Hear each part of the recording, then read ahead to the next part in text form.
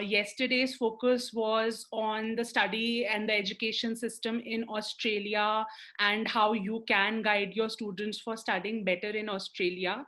And we did get some requests yesterday to share some counseling tips with you as to how you can guide your students better for a career. So we'll begin today's session with that. Just give me a second and I'll just. Yes, so can everybody see my screen?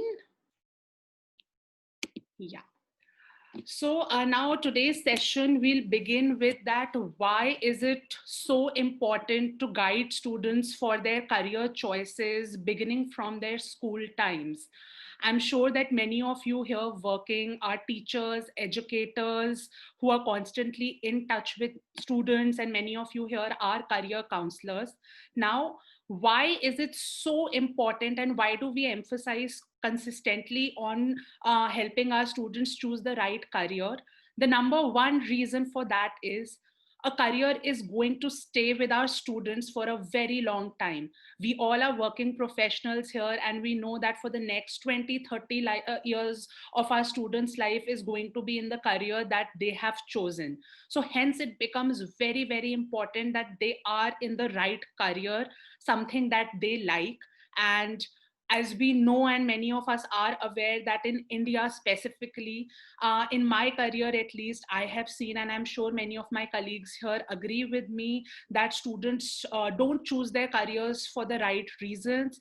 They end up choosing careers that they don't like or subjects that they are not interested in. And I think every day it's unfortunate to read some incident or the other that somebody was not satisfied with their careers, or they were pressured and they had to take some unfortunate steps. So I think that's our end goal here, to make sure that every student is able to realize their full potential and actually reach a point where they enjoy every day as to what they are doing. So that's what we're going to be talking about a bit today. So to start with, I would want to, emphasize on the fact that each one of us is very different. All our students have very different abilities, very different strengths, very different personalities.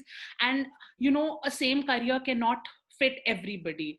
In India, traditionally, there have been some careers that we've always been following, and, our students have also been doing that.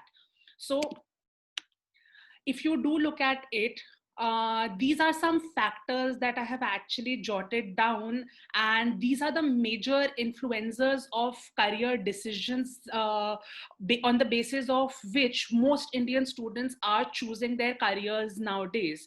So these include parental expectations. I mean, I think all of us have come across that fact where we know that a parent is pressurizing a student to take something, and not because they are wrong or anything like that, but probably due to the fact that in their own time they're only aware about a certain amount of careers, or students have actually looked into their peers or elder brothers and sisters and base their career decisions on the fact that, oh, all right, my elder brother was very successful and in an engineering field, so let me also do that. Well, we all know that that's not really the correct method to do it. If your brother was a good engineer, that doesn't make you a very good engineer. I mean, each one of us here attending this session today, as counselors, as teachers, we all know that we also have different methods of teaching or approaching our students. So the same ideology also applies to our students, and all of them are very different. So I see students, choose simply anything, and the majority of confused state students that I do get actually are the ones who completed their college. They've actually spent a huge amount into their degree, and after 4 or 3 years of graduation, then you often hear them saying that we're not happy with what we are doing, or we want to switch this job. So that's something, as counselors and educators, that's our job to actually help the students avoid that mistake right from an early stage, so that they can have a very fulfilling career. So one thing over here that I specifically would want to emphasize a lot on is the lack of awareness part. So now, coming to the lack of awareness, I mean, career planning was always very important, but after the entire situation with the COVID-19, we have seen that how rapidly technology has taken over us.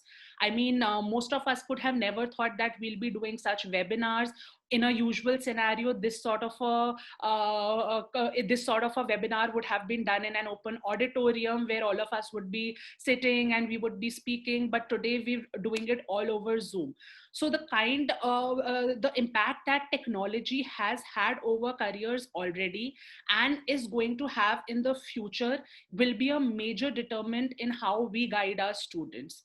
Now, here in India, I see that it's always been a more traditional mindset. Of course, it's changing a lot, but still, in a lot of parts and with a lot of students, we've been very traditional with the way that we've approached our careers.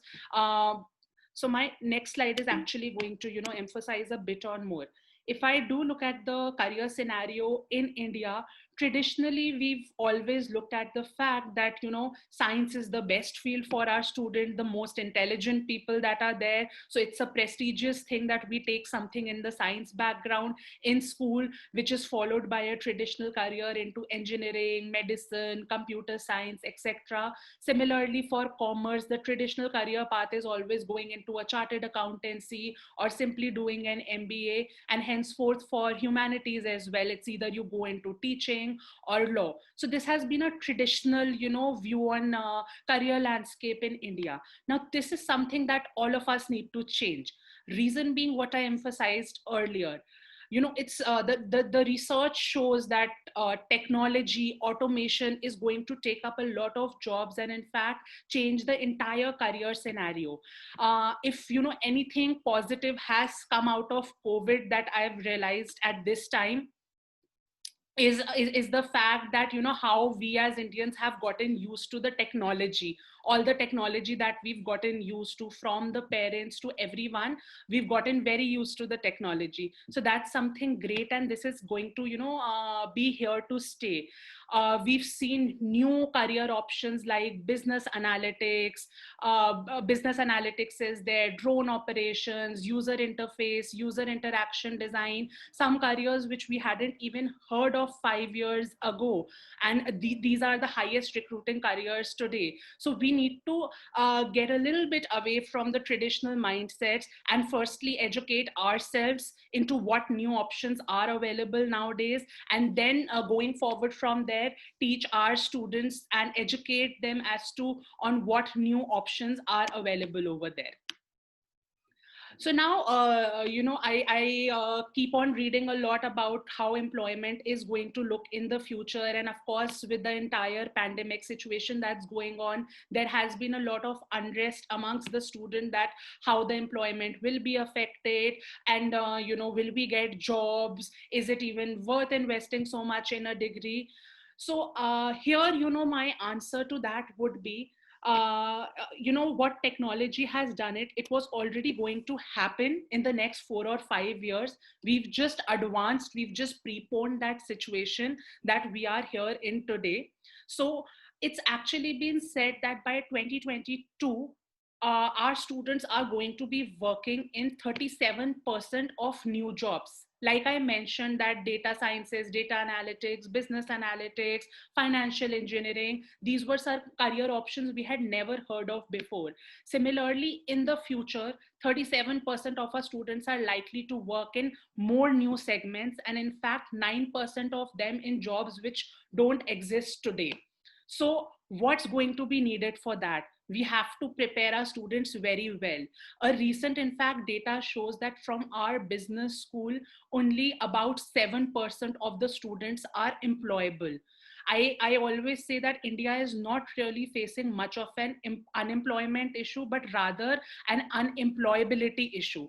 Now, by unemployability, we mean that, our students do not have the relevant skills that are needed in today's market.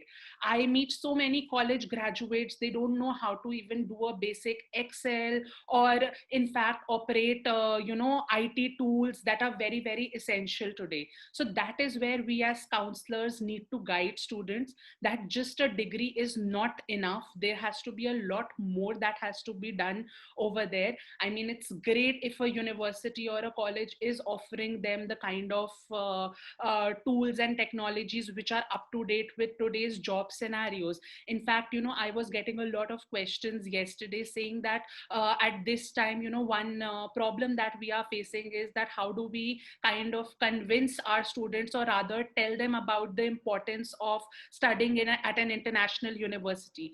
I say that this is your answer. The reason is that I think many of us will agree that many of our institutions in India, I'm not trying to here say negative about any institution, but yes, traditionally we have not been very up to date with the education system, and even some of the very good colleges are still following a very traditional and a theoretical approach. This is where new age universities actually come into picture. We have some amazing new age universities that are of course popping up in India, but majority of universities in the international scenario are very up to date, and that's where we can help our students actually reach their goals once they are educated in that environment which is relevant to today's time, which is not just emphasizing on theoretical education but giving them a lot of practical skills as well. So now, of course, I have stated some problems that are there, that, we need to educate our students. But of course, now, how do we do this? I think the major thing that is missing in our entire education scenario has been the involvement of the students. So here I see that a lot of times, either parents are telling our students what to do, that, I think this is what is good for you, or they are, of course, choosing some random reasons for picking up their careers. Third is, our students are not involved a lot in their own decision making process. I think that would be, a game changer, where we start involving the student itself in its decision making process. So a career guidance or a career exploration process, it's not a one day's job wherein you can just have one counseling session with the student and tell them, okay, this is what the right fit is for you. I know many of us use career tests and things like that to determine that what is the right option for the student. While that is a very effective tool, but we have to understand that career counseling is an entire process, that is not a one day's job.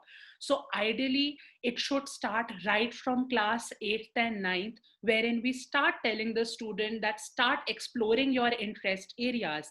I always tell my students, and this is something I would like to tell all of you as well, that just like, we buy a car, and it's an entire process that we do a lot of research into it. We think that, whether it will suit us or not, what are the features that are there. Career counseling is a similar process. So my, appeal to all the educators and counselors here would be, rather than waiting just till class 11th or 12th, start involving your students early into the process, wherein in class 8th and ninth, you can start by simply, telling them a lot about what activities, exploratory activities they can do in terms of online courses, in terms of summer schools, just reading about courses, getting on with some internships and things like that, so that early on they know that where their interest area lies. Followed the same in class 10th and 11th, which in India is a major, step wherein students need to pick their right streams. So unless and until in the previous classes they don't know what they like or what their strengths and weaknesses are, then again, that's that decision becomes tough. So I think a systematic approach starting right from class 9, wherein students are indulging themselves into a lot of activities. This is a very popular concept that most abroad students do to undertake, wherein they are attending so many summer camps, workshops, doing internships, summer jobs to actually explore. And then when they reach class 11th and 12th, they can prepare more towards getting admissions into the colleges, towards the filling of the application forms, preparing for their SOPs, LORs, determining which colleges are right for them. So basically, getting involved early on is what's going to help your student decide the best course of career for them. And then, often I do get this asked by a lot of counselors that, what are some things our students can actually do to explore what's right for them or what's not right for them. So like I said, you have a lot of internships today, a lot of online courses today. In fact, virtual internships has become very, very big. And in terms of online courses, yesterday I was reading that the government of Australia, they've had a wonderful initiative with a website called as Future Learn, wherein they are giving out free courses in a lot of different fields like psychology, finance, communication. So your students can definitely, go and take those. Then of course, volunteering, doing activities in school, these are some things that are going to help them build their profile as well for the top universities, and at the same time help them realize what their true strengths are. So this is something that I suggest you do share with all of your students. Yeah.